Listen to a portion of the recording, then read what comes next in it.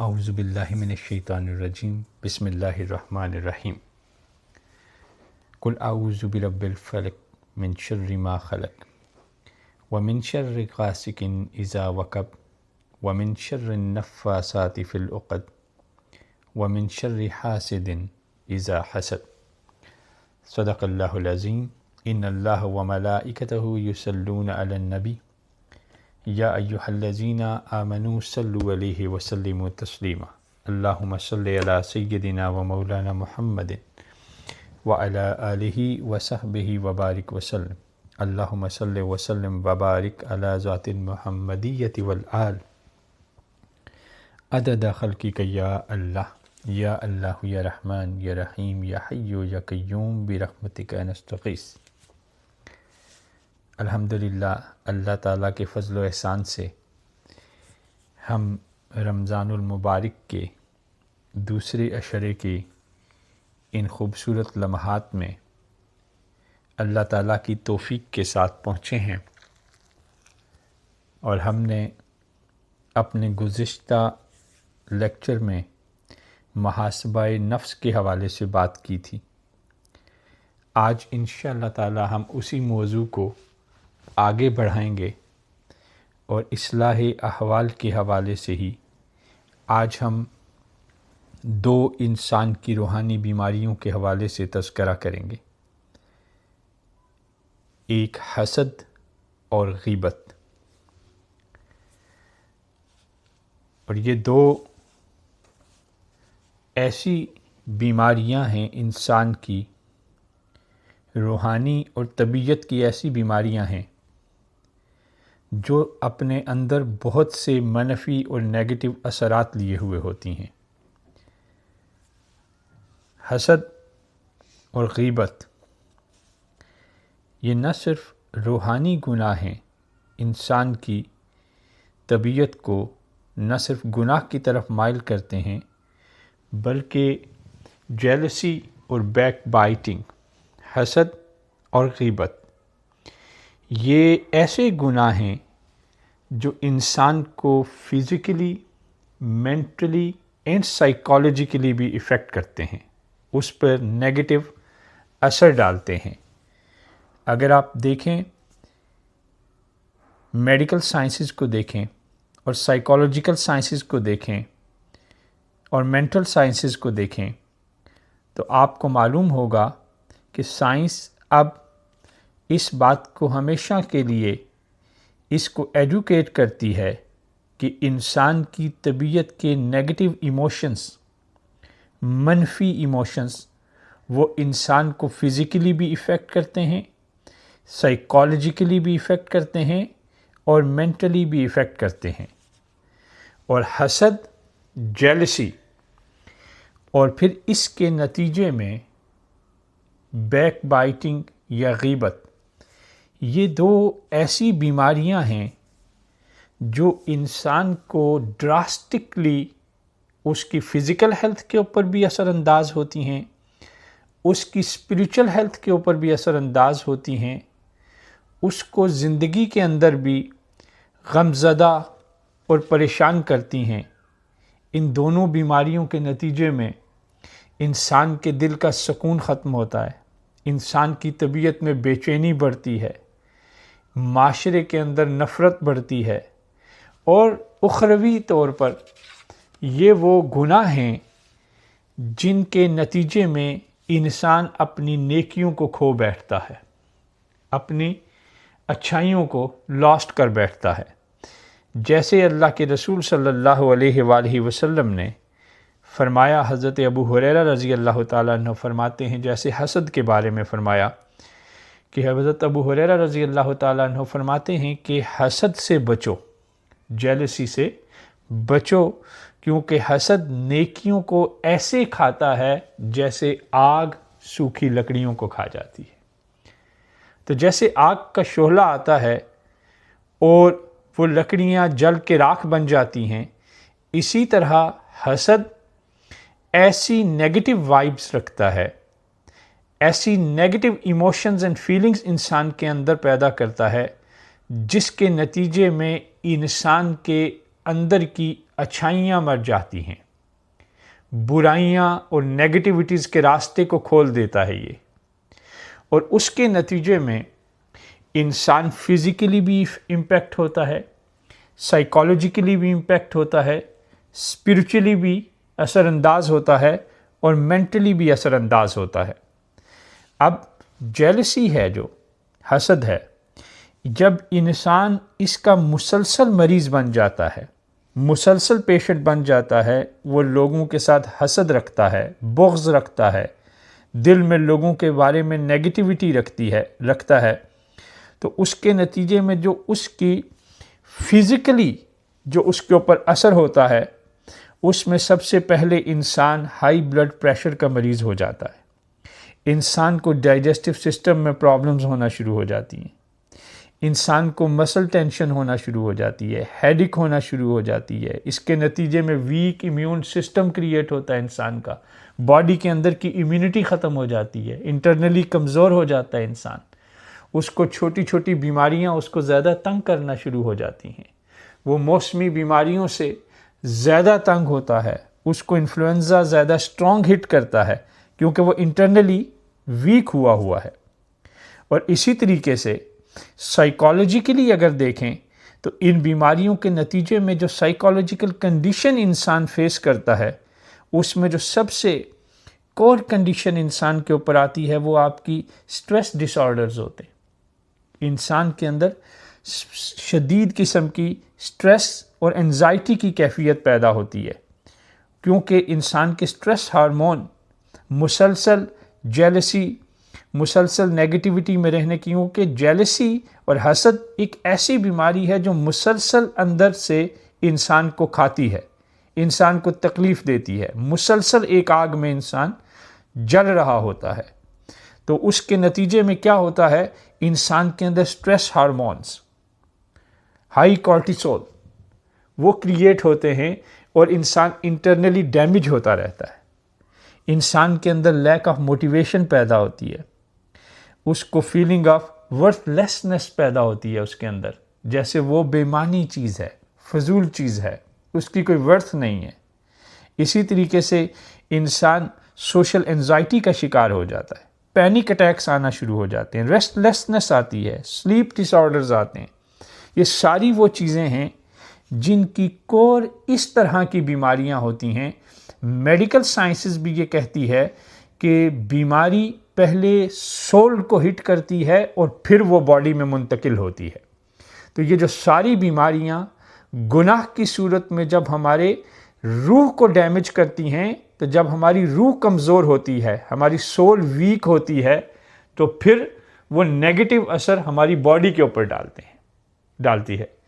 तो ये जैसे मैंने आपको बताया, ये सब मेडिकल रिसर्चेस हैं जो मैं आपके साथ शेयर कर रहा हूँ कि यही स्ट्रेस एंजाइटी के नतीजे में आप अगर आज के माहौल के अंदर देखें तो फिर आपको क्या नज़र आएगा, आपको ब्रोकन रिलेशनशिप नज़र आएंगे। ये किस चीज़ का नतीजा होता है, जब इंसान सोशल आइसोलेशन का शिकार हो जाता है, तन्हाई पसंद हो जाता है, क्योंकि उसके अंदर ऐसी नफ़रत है कि वो उससे भी नहीं मिलना, उससे भी नहीं मिलना, वो ऐसा है, वो इस तरह का है, वो इस तरह करता है, वो ऐसे बातें करता है।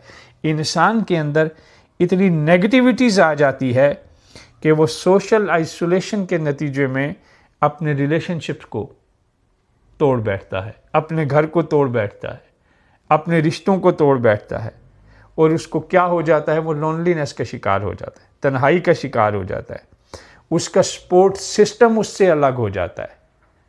ज़िंदगी हमेशा याद रखिए, ज़िंदगी एक सपोर्ट सिस्टम के साथ चलती है। अल्लाह ताला ने इंसानों को रिश्तों में इसलिए पैदा किया है, ताल्लुक़ में इसलिए पैदा किया है कि ये रिश्ते और ये ताल्लुक़ मिलकर इंसान को एक खूबसूरत ज़िंदगी की तरफ लेके जाते हैं। जब इंसान अपने अंदर की मनफी जज्बात की वजह से, अपनी अंदर की नेगेटिविटी की वजह से, अपने अंदर की उस बुराई की वजह से इंसानों से दूर हो जाता है, इंसानों से अलग हो जाता है, तो फिर वो उस साइकोलॉजिकल कंडीशन में चला जाता है जिसके बाद उसकी मेंटल इलनेस शुरू हो जाती है।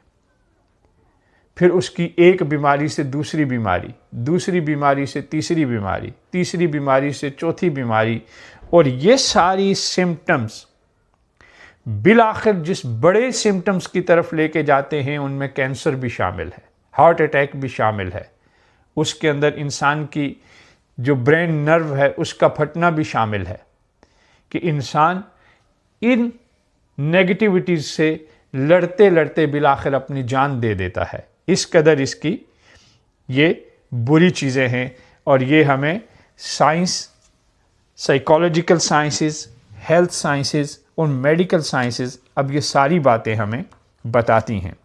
तो आज हम, अब आपने जब ये सुन लिया कि ये एक ऐसा जज्बे हैं कि जिनकी वजह से इंसान न सिर्फ अपनी ज़िंदगी ख़राब करता है बल्कि इंसान अपनी हेल्थ भी ख़राब करता है, अपनी लाइफ को भी ख़राब करता है, अपनी सोच को भी ख़राब करता है, और अपनी अच्छी खुश ज़िंदगी को जहन्नुम बना लेता है। तो हम आज अल्लाह के नबी सल्लल्लाहु अलैहि वसल्लम के फरामीन की रोशनी में, अब जबकि आपने सुना है कि इंसान को ये हसद, जेलसी और गीबत, बैकबाइटिंग, ये किस कदर इंसान को ड्रास्टिक सिचुएशन में ले जाती है, तो आएँ अब हम इसको समझते हैं कि ये है क्या, और फिर हुजूर सल्लल्लाहु अलैहि वसल्लम की बारगाह से इसका इलाज दरियाफ़्त करते हैं, ताकि हम अपनी ज़िंदगी से इन चीज़ों को निकालें और अपनी ज़िंदगी को उतना ही खूबसूरत बना लें जितने हमारे रसूलुल्लाह सल्लल्लाहु अलैहि वसल्लम ने अल्लाह की तालीमात हमें देने के बाद हमारी रहनुमाई फरमाई थी। पहले हम समझते हैं कि हसद किसे कहते हैं, एनवी, जेलसी, ये क्या होती है। हसद उस नेगेटिव जज्बे का नाम है, उस नेगेटिव फीलिंग का नाम है, उन नेगेटिव इमोशंस का नाम है जिसमें इंसान किसी दूसरे के ऊपर अल्लाह ने कोई इनाम किया है, कोई ब्लेसिंग हुई है, उसके ऊपर कोई अल्लाह की नेमत हुई है, उसको देखकर अपने सीने में जलन महसूस करता है। दूसरों को खुश देखकर, उनकी, किसी को अगर दौलत मिली है, किसी को अच्छी दौलत है उसके पास, उसको देखकर जेलसी का शिकार होता है, किसी की अच्छी सेहत देखकर जेलसी का शिकार होता है, किसी के पास अच्छा इल्म और नॉलेज है उसको देखकर जेलसी का शिकार हो जाता है, किसी की अच्छी औलाद है उसको देखकर जेलसी का शिकार होता है, किसी को ऑनर, रिस्पेक्ट, इज़्ज़त मिलती है उसको देखकर जेलसी का शिकार हो जाता है। ये मुख्तलिफ़ चीज़ें हैं, वो अल्लाह ने जो उसके ऊपर इनामात किए हैं, ब्लेसिंग्स किसी हैं, उसको देखकर इंसान अपने अंदर एक जलन महसूस करता है और ख्वाहिश रखता है कि वो जो उसको नेमत मिली है वो उससे छिन जाए,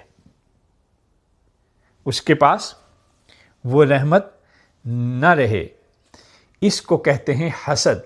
अच्छी किसी की सेहत देखी तो अंदर जलन महसूस की कि ये क्यों अच्छी, इसकी इतनी अच्छी सेहत क्यों है। किसी को की इज़्ज़त होती देखी तो ख़ुद दिल में तकलीफ़ महसूस की को इसको क्यों इतनी इज़्ज़त मिल रही है, इसको क्यों इतनी रिस्पेक्ट मिल रही है। इसी तरह किसी को अच्छा काम मिला, अच्छी दौलत मिली, अच्छी उसकी जॉब है, अच्छा उसका बिज़नेस चल रहा है, तो उसके साथ एक हसद और जेलसी का जज्बा पैदा कर लिया और उसकी उस दौलत को अपने लिए नेगेटिव जज्बे की वजह बना ली। तो इंसान की तबीयत जब इस तरह के सिनेरियो में होती है तो उसे जान लेना चाहिए कि अब वो हसद की मर्ज़ का शिकार हो चुका है। और ये वो मर्ज़ है जिसकी अल्लाह के हबीब सल्लल्लाहु अलैहि वसल्लम ने फरमाया कि ये वो मर्ज़ है जो मुसलमानों से पहली उम्मतों में भी दाखिल होकर उन्हें तबाह किया। जिसने हुजूर सल्लल्लाहु अलैहि वसल्लम की हदीस से मुबारका हुजूर फरमाते हैं कि तुमसे पहली उम्मत की बीमारी दाखिल हो गई है, वो हसद और बुग़्ज़ है, यानी दूसरों के बारे में नेगेटिविटी रखना अपने अंदर। हुजूर ने फरमाया आपसे पहली उम्मतें भी ऐसे करती थीं और हमें ऐसे नहीं करना चाहिए, क्योंकि हम रसूलुल्लाह सल्लल्लाहु अलैहि वसल्लम के उम्मती हैं। तो हम हुजूर सल्लल्लाहु अलैहि वसल्लम का इरशाद सुनते हैं।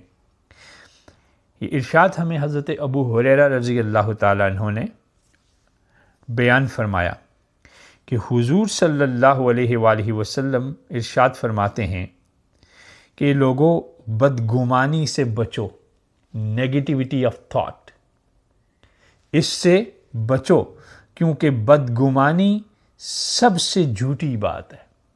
When you start negativity in your mind, तो फिर आपका दिमाग ओवर थिंकिंग के नतीजे में झूठ क्रिएट करना शुरू कर देता है।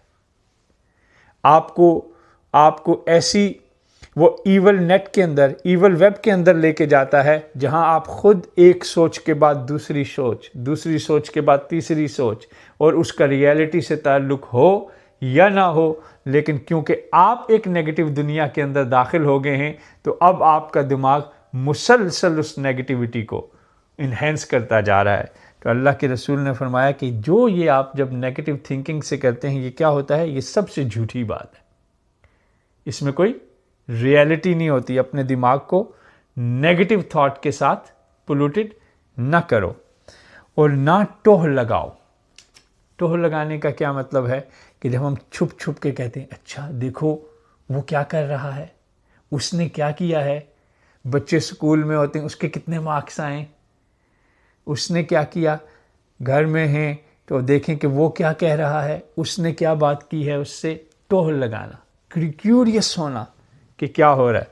हुजूर फरमाते हैं कि ऐसे नहीं करो, ना जासूसी करो, स्पाई नहीं करो किसी को, और ना दुनिया में रग़बत रखते हुए एक दूसरे से आगे बढ़ने की कोशिश करो, कि वर्ल्डली डिज़ायर्स को सामने रखते हुए एक दूसरे से आगे बढ़ने की कोशिश नहीं करो। ना एक दूसरे पे हसद करो, ना एक दूसरे से दिल में कीना रखो, और ना एक दूसरे से क़ताए ताल्लुक़ करो, एक दूसरे से अलग नहीं हो, डिस्कनेक्ट नहीं हो एक दूसरे से, और अल्लाह के बंदो भाई भाई बन जाओ। अल मुस्लिम अख़ुल मुस्लिम, मुसलमान मुसलमान का भाई है। तो अल्लाह के नबी फरमाते हैं कि ये जो नेगेटिविटी ऑफ थॉट है, ये बहुत सी इन बीमारियों की जड़ है। यहाँ आप नेगेटिव सोचते हैं तो वहाँ क्या होता है, वहाँ आप हसद में मुब्तला हो जाते हैं। यहाँ आप नेगेटिव सोचते हैं, वहाँ आपका दिल लोगों के बारे में, माशरे के बारे में, इंसानों के बारे में नेगेटिव थॉट्स क्रिएट करना शुरू हो जाता है। यहाँ आप नेगेटिविटी की तरफ जाते हैं, वहाँ आपके रिश्ते टूटना शुरू हो जाते हैं, आपके घर टूटना शुरू हो जाते हैं, बच्चे माँ बाप से दूर हो जाते हैं, मियाँ बीवी एक दूसरे से दूर हो जाते हैं, औलाद एक दूसरे से बहन भाई दूर हो जाते हैं। वजह क्या होती है, पहली फर्स्ट नेगेटिव थॉट, पहली बदगुमानी, पहला गलत ख्याल, और उसके नतीजे में फिर हसद बन गया, फिर वो बुग़्ज़ बन गया, फिर वो अनाद बन गया। ये वो सारी सुपरलेटिव डिग्री की बीमारियां दिल के अंदर, जैसे कैंसर का स्टेज 1 होता है, फिर स्टेज 2 होता है, फिर स्टेज 3 होता है, फिर स्टेज 4 होता है। तो ये नेगेटिविटी जहाँ जाके ख़त्म होती है, वो इतनी ख़तरनाक स्टेज है कि वहाँ पे दिल यकसर स्याह हो जाता है, ब्लैक स्पॉटेड हो जाता है, और फिर आप उस मंजिल पे पहुंच जाते हैं कि अल्लाह फरमाता है अब इसको हिदायत नहीं मिलेगी, अब इसका दिल स्याह हो चुका है, अब इसको अच्छी बात बताई जाए या ना बताई जाए इसके लिए बराबर है, इसके लिए अब अजाब है, ये जहन्नुम में जलने की तैयारी कर बैठा हुआ है। तो अल्लाह के हबीब सल्लल्लाहु अलैहि वसल्लम कहाँ से हसद तक जाने से अगर आपने रुकना है, तो आपको अपनी उस पहली नेगेटिव थॉट को रोकना होगा जो आपके दिमाग को पोल्यूटेड करती है, आलूदा करती है आपको। और जो अगर अल्लाह ताला की निगाह से देखें आप, तो आप जब हसद करते हैं किसी के साथ, जेलसी करते हैं किसी के साथ, तो आप उस नेमत को जो अल्लाह ताला ने उसे अता की गई है, अल्लाह ने फैसला करके किसी को कुछ अता किया है, आप उस अल्लाह की अता के अगेंस्ट खड़े हो जाते हैं। अल्लाह ताला ने सूरह निसा की आयत नंबर 54 में अल्लाह ताला ने फरमाया, अम यखसुदून अन्नासा अला मा आताहुमुल्लाहु मिन फज़लिही, वो लोग इस पर हसद करते हैं जो अल्लाह ताला ने उन्हें अपने फजल से अता किया। कि अल्लाह ने अपने फजल से अता किया किसी को और आप उसके ऊपर हसद करें, तो ये लोग दुरुस्त नहीं हैं। इन लोगों के बारे में अल्लाह ताला ने, मैंने जो पहली सूरत पढ़ी आपके सामने सूरह फलक, उसके आखिर में अल्लाह ताला ने फरमाया कि ये जो हासिद लोग हैं, जो मेरी अता के ऊपर राज़ी नहीं होते, मेरे जो लोगों के ऊपर फजल करता हूँ उसके नतीजे में खुश नहीं होते, ये अहले शर हैं। और इन लोगों से पनाह मांगा करो कि तुम्हें ज़िंदगी में ऐसे लोग मैसर ना हो, ऐसे लोग तुम्हारी ज़िंदगी में ना आए, क्योंकि ये खुद तो एक आग में जल रहे होते हैं।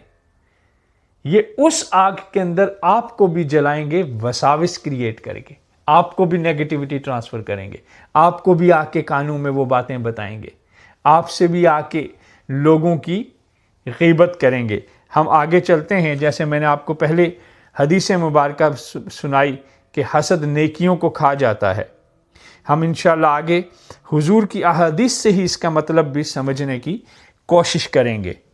तो क्या है हसद, किस चीज़ के नतीजे में आता है? हमारे ईमान की कमज़ोरी के नतीजे में। जब हम अल्लाह की रज़ा में राज़ी नहीं होते, जब हम दूसरे लोगों से आगे बढ़ने के खौफ में मुब्तला होते हैं, कोशिश में नहीं। जब आप कोशिश करके अच्छे तरीके से जाते हैं तो तब हसद नहीं होता, तब रश्क होता है। ये भी एक पॉजिटिव जज्बा है। और इस पर मैं आपको हुजूर सल्लल्लाहु अलैहि वसल्लम की एक हदीस सुनाता हूँ। हुजूर ने फरमाया कि हसद बमाने रश्क सिर्फ दो सूरतों में किया जा सकता है। एक वो आदमी जिसे अल्लाह पाक ने कुरान सिखाया हो और रात दिन इसकी तिलावत करता हो, हत्ता कि इसका कोई पड़ोसी सुनकर ये तमन्ना करे कि काश मुझे भी इस तरह कुरान पढ़ने की तौफीक मिल जाए। या फिर दूसरा वो शख्स जिसे अल्लाह ताला ने माल अता किया हो और वो हक के रास्ते में उसे खर्च करे, तो इसे देखकर दूसरा आदमी तमन्ना करे कि काश मैं भी इस तरह, मुझे भी इस तरह माल दिया जाता तो मैं भी इस तरह का अमल करता।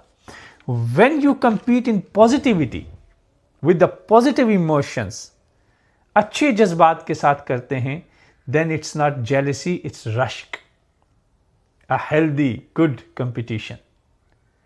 आप भी नेकी करना चाहते हैं, आप भी अच्छाई करना चाहते हैं, उससे उसके दिल में, दूसरे के लिए आपके दिल में नफरत नहीं होती, बल्कि उससे मोहब्बत होती है आपको कि वो कितना अच्छा है, मैं भी अच्छा बनूं।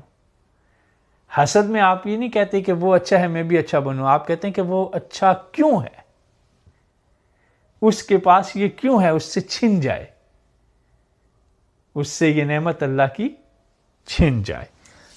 तो अगर इससे, हसद के इस जज्बे से आपने बचना है, तो उसका बेहतरीन तरीका ये है कि अल्लाह ताला की ज़ात पर अपने तवक्कुल को मज़बूत किया जाए। अल्लाह ताला ने जो आपको नेमतें अता की हैं, उन नेमतों पर अल्लाह ताला का शुक्र और कनात सीखा जाए। अल्लाह ताला का शुक्र करने वाले लोगों से अल्लाह राज़ी होता है।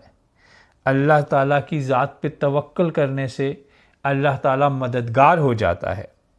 और एक तीसरा काम आप करते हैं, जब अगर आप देखें कि किसी को अल्लाह ने किसी नेमत से नवाजा है, तो बजाय इससे कि उससे जेलसी महसूस करें, आप हाथ उठा के उसके लिए दुआ करें कि अल्लाह जैसे तूने इसके ऊपर अपना इनाम फरमाया, ए परवरदिगार मैं तेरा आजिज़ बंदा, मैं भी तुझसे इस इनाम का तलबगार हूँ, ताकि मैं भी मखलूक के लिए फ़ायदेमंद साबित हो सकूँ। तो तो कन्वर्ट करें अपनी उस नेगेटिविटी को पॉजिटिविटी के अंदर। और इसके लिए अल्लाह ताला ने सूरह आले इमरान की आयत में अल्लाह ताला ने फरमाया हस्बुनल्लाहि व निअमल वकील, बस अल्लाह काफ़ी है और वो अच्छा कारसाज है। जिस शख्स को ये ट्रस्ट अल्लाह के ऊपर हो जाता है कि अल्लाह रब्बुल इज़्ज़त ने जो मुझे दिया है वो मेरे लिए है, और अल्लाह रब्बुल इज़्ज़त ने जो किसी दूसरे को दिया है वो उसके लिए है, और अल्लाह मुझे मेरी तलब से भी बेहतर देगा, अल्लाह मुझे मेरी तलब से भी आला देगा, तो अल्लाह ताला फरमाते हैं कि फिर मैं उसको अता करता हूँ। बल्कि एक दूसरी आयत में अल्लाह ताला ने यूँ भी फरमाया फ़मन यतवक्कल अलल्लाहि फ़हुव हस्बुहु, और जो कोई अल्लाह ताला के ऊपर ट्रस्ट करता है, तवक्ल करता है, भरोसा करता है, अल्लाह ताला फरमाते हैं तो मैं उससे काफ़ी हूँ, आई एम इनफ, मैं उसको बहुत दूंगा।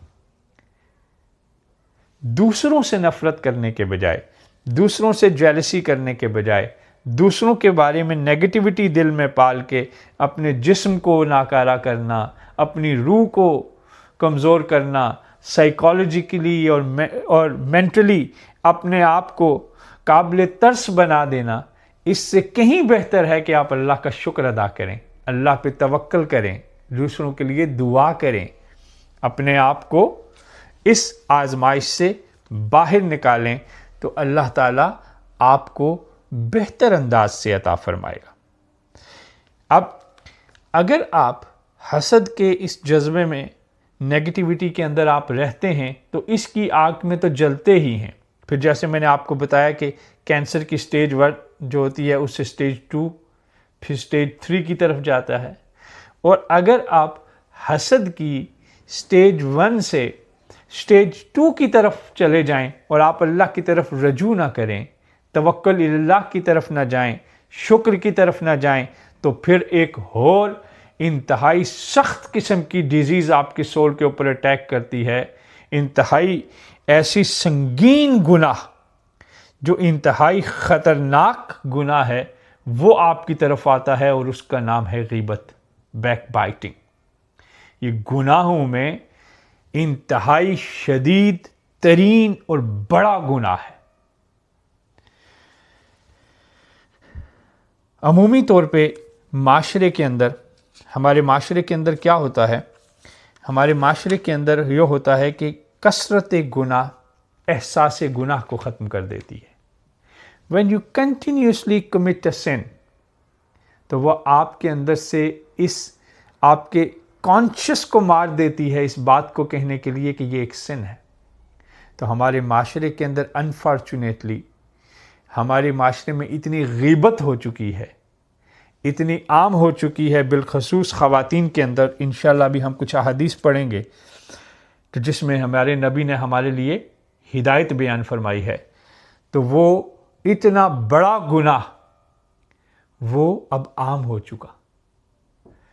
ख़वातीन, मर्द, सभी लोग हम अपने फारिग वक्त में टेलीफोन उठाते हैं और एक दूसरे से बातचीत करते, आधा आधा घंटा हम क्या कर रहे होते हैं, हम मुसलसल, कोई काम की बात नहीं होती, कोई ज़रूरी बात नहीं होती। जब कुछ नहीं होता तो फिर वो वसाविस हमारे जहन में उतरते हैं, नेगेटिविटीज़ हमारे जहन में उतरते हैं और हम जाने कितनी गुनाहों का दफ्तर लेके वहाँ से उठते हैं।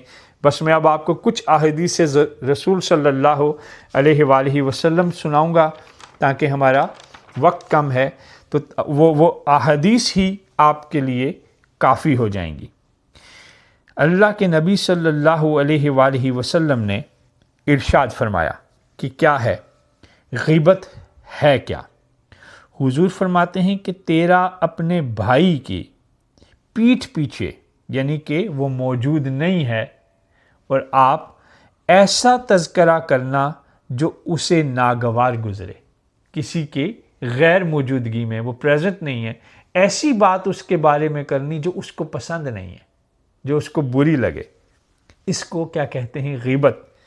किसी ने पूछा कि या रसूलुल्लाह सल्लल्लाहु अलैहि वसल्लम, अगर वो नेगेटिविटी, वो ऐब, वो बुराई उसमें मौजूद हो तो फिर भी वो ग़ीबत है?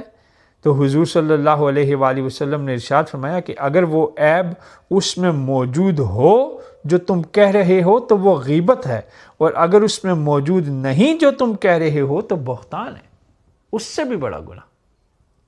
कैंसर की स्टेजेस बढ़ती चली जा रही है।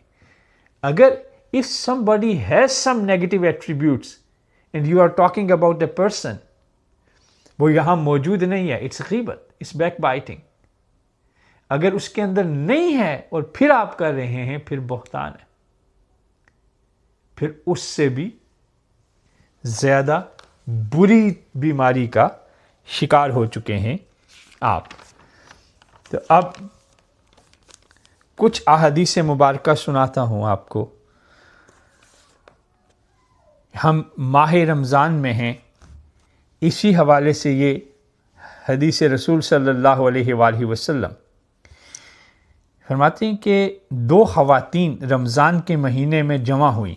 हुजूर सल्लल्लाहु अलैहि वसल्लम के ज़माने में दो ख़वातीन जमा हुई रमज़ान के महीने में और इधर उधर की बातें करने लगी।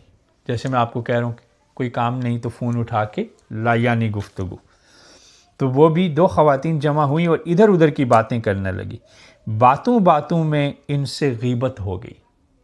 उन्होंने बातें की, वही जब आपके पास कुछ नहीं है फिर वसाविस, नेगेटिविटी, और फिर क्या उन्होंने किया, गीबत की।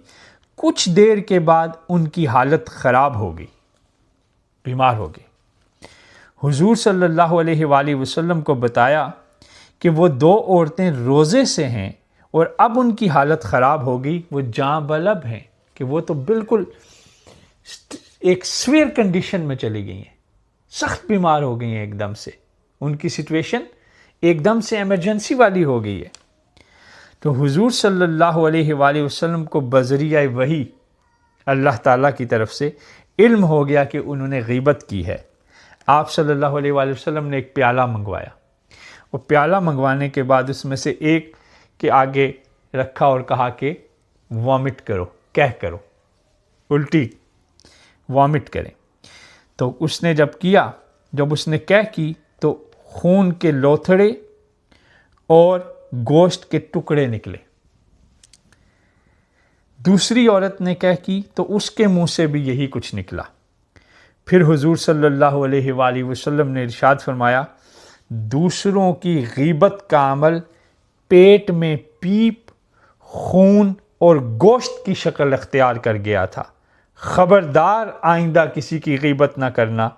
इस तरह हुजूर ने हकीकत हाल ज़ाहिर फरमा दी।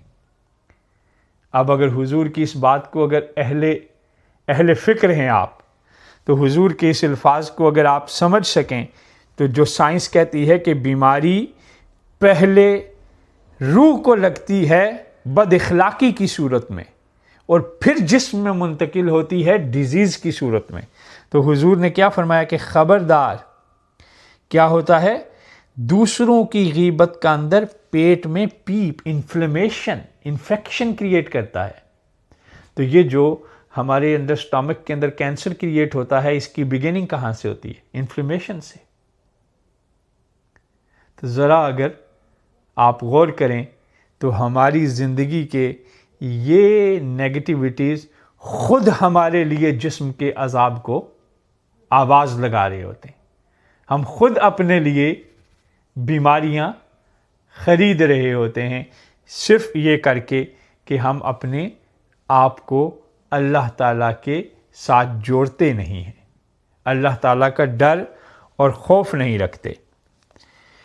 और अब जैसे मैंने आपको बताया हदीस हुजूर की कि हसद वो नेकियों को ऐसे जलाता है जैसे आग सूखी लकड़ियों को। तो उसके लिए मैं आपको हुजूर की एक हदीस सुनाता हूँ, तो आप इसको गौर से सुने। हुजूर फरमाते हैं, हज़रत अबू उमामा रज़ी अल्लाह ताला अन्हु से रवायत है, हुजूर सल्लल्लाहु अलैहि वसल्लम ने इरशाद फरमाया कि बिला शुबा, इंडीड, नो डाउट, क़यामत के रोज़ बंदे को उसका नामा आमाल दिया जाएगा कि on the day of judgement आपकी जितनी ज़िंदगी के अंदर आपने अच्छाइयाँ, बुराइयाँ, नेगेटिव, पॉजिटिव जो भी किया है, उसका फाइनल पेपर आपको दिया जाएगा, नामा आमाल आपको दिया जाएगा जो फैला हुआ होगा, उसके अंदर यानी हर डिटेल मौजूद होगी। इसमें इसकी वो नेकियां भी दर्ज होंगी जो उसने नहीं की होंगी।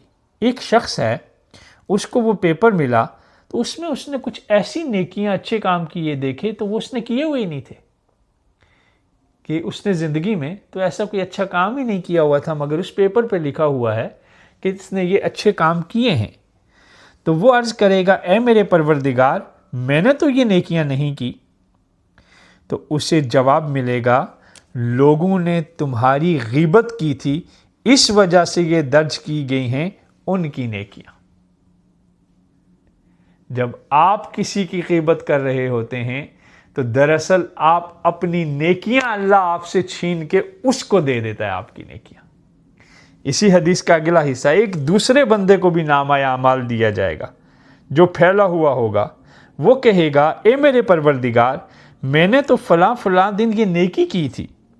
इसे जवाब दिया जाएगा, तुमने लोगों की ग़ीबत की थी, इसलिए तुम्हारी नेकियां नामा अमाल से मिटा दी गई।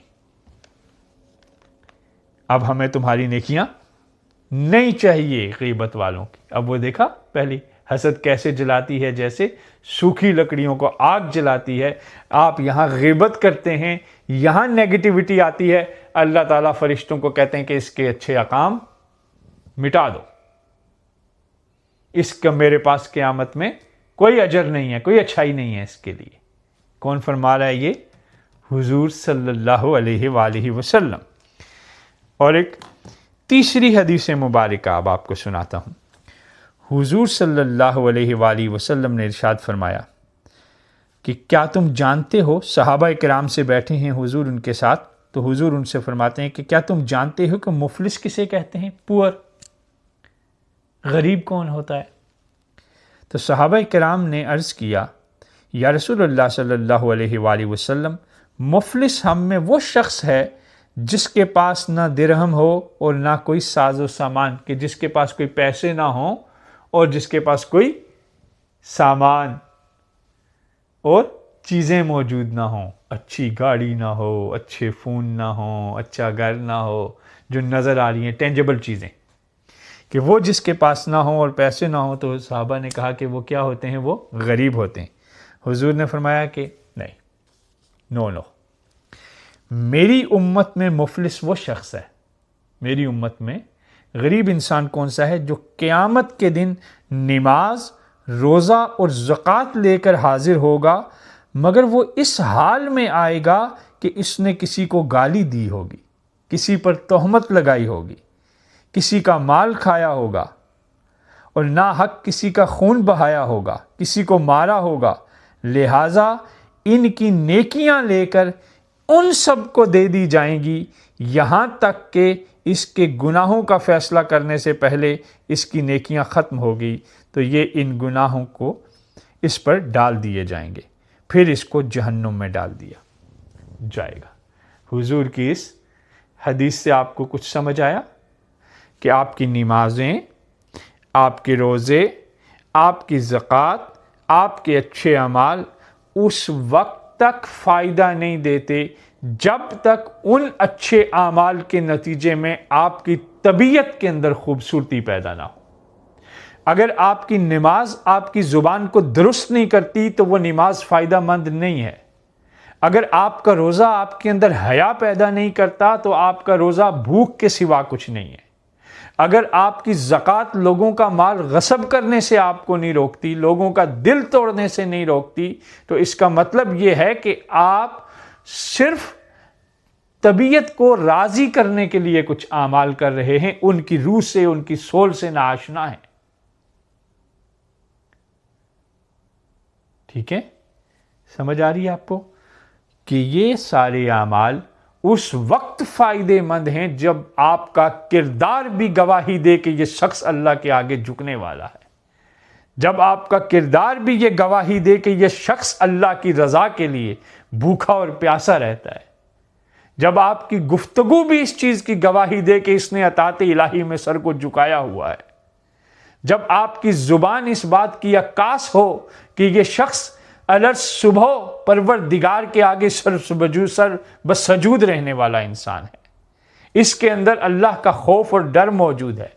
इसको मालूम है कि इसने आखिरत में उस परवरदिगार के सामने जाके अपने आमाल का हिसाब देना है।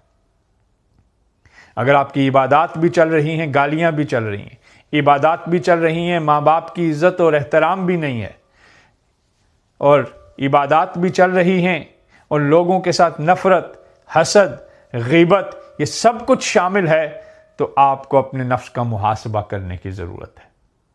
आपको अपने अंदर झांकने की ज़रूरत है।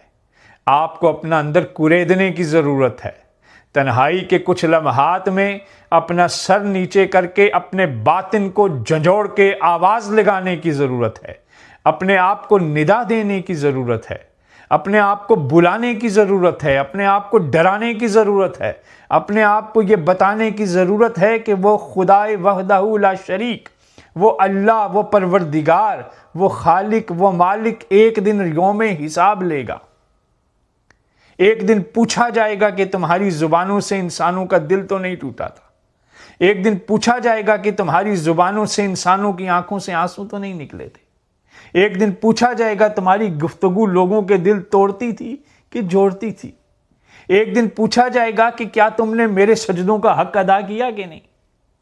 मैंने बड़े नाज से तुम्हें अपनी बारगाह में सजदे की इजाजत देकर आसमान से एक सनद उतारी थी, अस्सलातो तन्हा अनिल फहशाई वल मुनकर, के ए इंसानों तुम भाग के आओ, मेरी बारगाह में सरबत सजूद हो और मेरे महकदाए इश्क से अपनी जुबान का हुस्न लेके चले जाओ, अपनी समातों का हुस्न लेके चले जाओ, अपनी गुफ्तगू का हुस्न लेके चले जाओ। तो क्या तुम यहां आए तो वहां से इन एट्रीब्यूट के साथ मुत्तसिफ होकर गए? क्या तुम्हारे सजदों ने तुम्हारी गुफ्तगू को में खुदा का खौफ शामिल किया कि नहीं? अगर ऐसा है तो मुकाम शुक्र है, अल्लाह के आगे शाकिर हो जाएं। अगर नहीं है तो फिर झांकें अपने अंदर, अपने दिलों में झांकें, अपनी रूहों में झांकें। आप अपने न सिर्फ रूह को आलूदा कर रहे हैं बल्कि अपने दिल को स्याह भी कर रहे हैं। न सिर्फ दिल को स्याह कर रहे हैं बल्कि जिस्म को बीमार भी कर रहे हैं। न सिर्फ जिस्म को बीमार कर रहे हैं बल्कि दिमाग को डैमेज कर रहे हैं, और बिलाखिर नफ्सियाती बीमारियों की उस दुनिया में चले जाएंगे जहां आप खुद एक काबिल तरस इंसान बन जाएंगे और जिस्म इस कदर लागर हो जाएगा कि उसकी मंजिल हॉस्पिटल का बेड बन जाएगा। तो इन बीमारियों को रूह से ही निकाल के बाहर फेंकें कि ये आपके दिमाग और दिल और जिस्म को पोल्यूटेड न करे। अल्लाह के नबी सल्लल्लाहु अलैहि वसल्लम की दूसरी हदीस मुबारका, हुजूर ने फरमाया कि गीबत से बचो। ये जो हमें मालूम ही नहीं होता, बिलखसूस हमारी ख़वातीन, इन्हें ख़बर ही नहीं होती कि ये अपने लिए किस कदर खौफनाक आग का इंतखाब कर रही हैं। क्या फरमाया अल्लाह के रसूल ने? यह हदीस सुने कि हुजूर ने फरमाया गीबत से बचो, क्योंकि गीबत का गुनाह जिना और बदकारी से भी ज़्यादा है, कहीं ज़्यादा है। अर्ज़ किया गया वो कैसे? तो आप सल्लल्लाहु अलैहि वसल्लम ने इरशाद फरमाया, आदमी से बदकारी हो जाती है, फिर वो तौबा करता है, अल्लाह उसकी तौबा कबूल फरमाता है, जबकि गीबत करने वाले को तो उस वक्त तक बख्शा नहीं जाता जब तक वो माफ़ ना कर दे जिसकी उसने गीबत की। और ठिकाना किधर है? जहन्नम। तो आपको ये सारी बातें समझ आई? तो हुजूर सल्लल्लाहु अलैहि वसल्लम की मैं आपको बाकी अहादीस भी सुना देता हूँ, सिर्फ पढ़ के सुना देता हूँ ताकि ये मैसेज आप तक पूरा आला तरीके से पहुँच जाए। हज़रत अबू सईद खुदरी रज़ी अल्लाह ताला अन्हु फरमाते हैं कि हुजूर सल्लल्लाहु अलैहि वसल्लम ने इरशाद फरमाया कि जिस शख्स का माल कम हो और अहलो अयाल ज़्यादा हो, नमाज अच्छी तरह से पढ़ता हो और मुसलमानों की गीबत न करता हो तो वो और मैं क़यामत के दिन ऐसे होंगे जैसे हाथ की 2 उंगलियां। देखें, एक तरफ आपने सुन लिया हसद, गीबत, बुग़्ज़, बहतान, उसके नतीजे में क्या हो रहा है? जिस्म भी तबाह, रूह भी तबाह, दिल भी तबाह, ख्याल भी तबाह, गुमान भी तबाह और ठिकाना जहन्नुम। और दूसरी तरफ रहमत दो आलम सल्लल्लाहु अलैहि वसल्लम फरमा रहे हैं कि अगर नमाज पढ़ो, अल्लाह के आगे झुको, गीबत ना करो, तो मैं और आप क़यामत के दिन ऐसे करीब होंगे जैसे हाथ की 2 उंगलियां। यह हदीस मुबारक इसलिए रखी है मैंने ताकि आपको एक मोटिवेशन मिले, ताकि आप एक रोशनी की तरफ बढ़ें, एक मंजिल की तरफ बढ़ें, उस रास्ते की तरफ दौड़ें। यकीन माने थोड़ा सा आप दौड़ें, अल्लाह बढ़ के खींचेगा आपको, अल्लाह बढ़ के अपनी तरफ लेके जाएगा आपको। दूसरी हदीस मुबारक हज़रत इस्मा रज़ी अल्लाह ताला अन्हु से रिवायत है, हुजूर ने इरशाद फरमाया, जो शख्स अपने मुसलमान भाई की अदम मौजूदगी में इसके गोश्त की हिफाजत करे, यानी अगर कोई गीबत करे तो ये उसे रोके कि ख़बरदार, मेरे सामने बैठ के किसी की गीबत और बुराई नहीं करनी, मेरे सामने बैठ के किसी के बारे में मनफी बात नहीं करनी, मेरे सामने बैठ के किसी की तज़हीक नहीं करनी।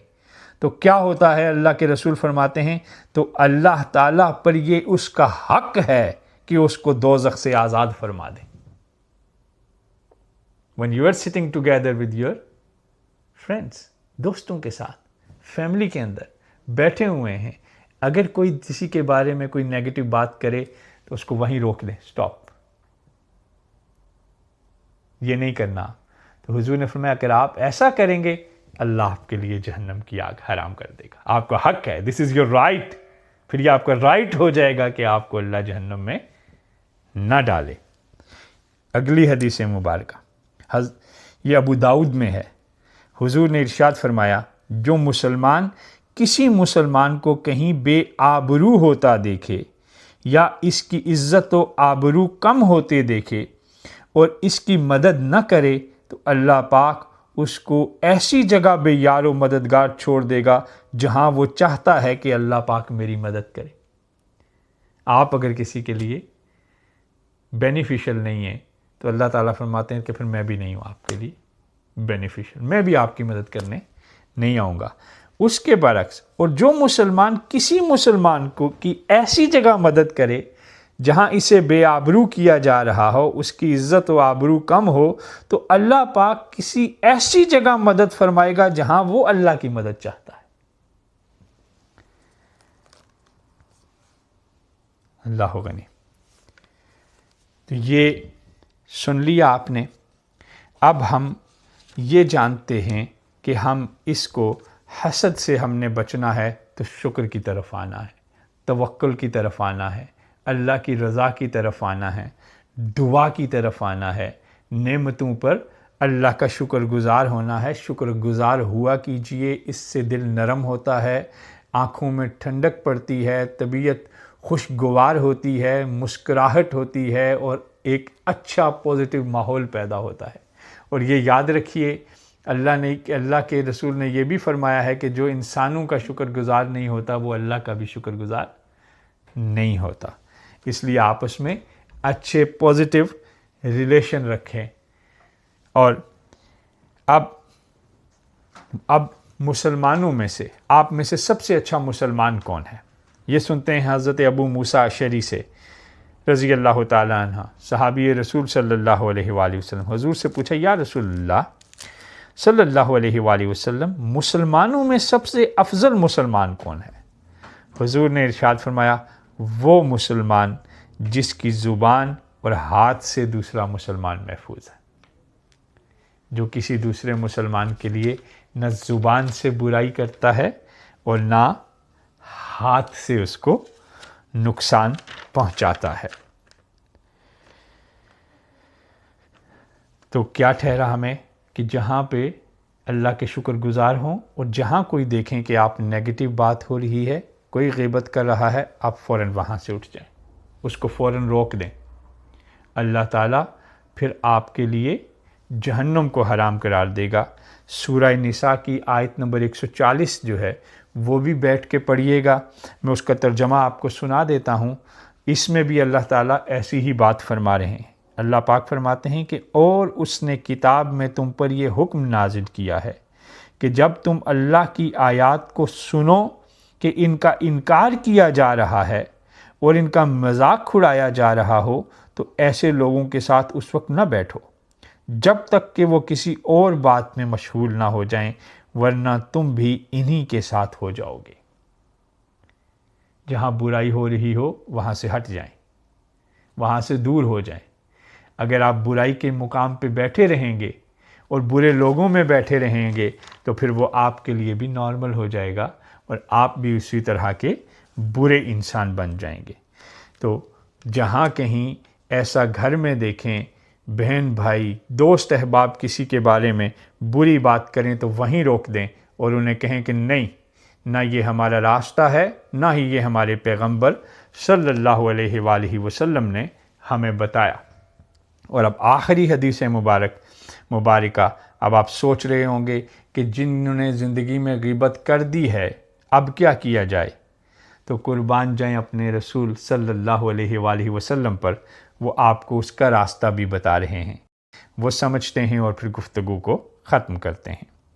हुज़ूर सल्लल्लाहु अलैहि वसल्लम ने इरशाद फरमाया कि आपने अगर किसी की ग़ीबत कर दी हुई है, अब उसका कुफ़ारा कैसे अदा करेंगे आप? तो हुज़ूर ने इरशाद फरमाया कि ग़ीबत का कुफ़ारा ये है कि जिसकी तुमने ग़ीबत की हो उसके लिए इस्तग़फ़ार करो और कहो कि ए अल्लाह हमारी और उसकी मग़फ़िरत फरमा। तो अगर आपने किसी की ग़ीबत की है और आप उससे माफ़ी नहीं मांग सकते, तो उसके लिए अल्लाह से इस्तग़फ़ार करें कि ए अल्लाह मुझे भी बख्श और उसे भी बख्श और अपना इनाम नाजिल फरमा उनके ऊपर। तो ये है ग़ीबत का कुफ़ारा।